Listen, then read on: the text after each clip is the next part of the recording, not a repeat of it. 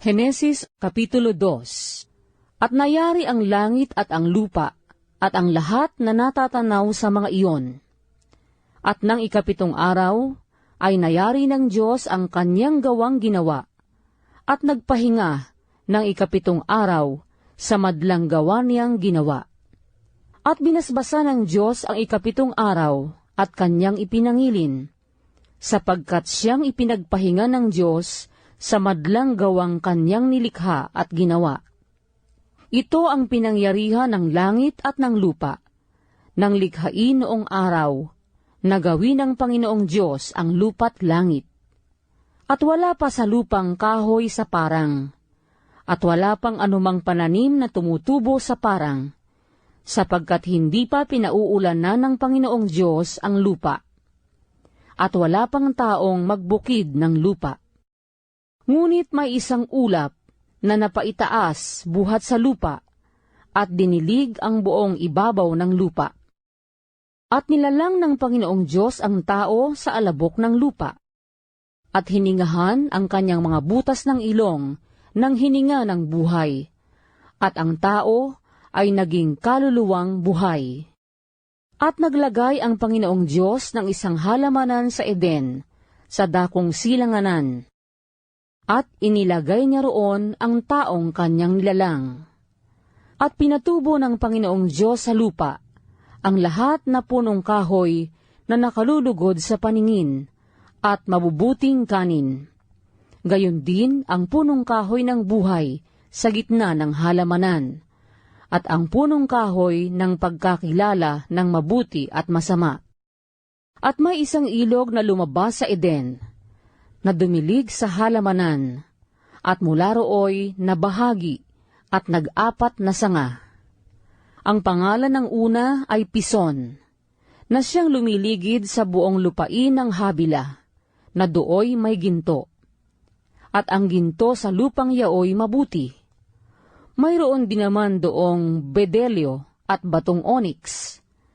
At ang pangalan ng ikalawang ilog ay Gihon, na siyang lumiligid sa buong lupain ng Cush.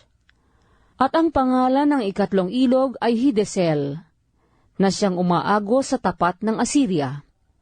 At ang ikaapat na ilog ay ang Euphrates.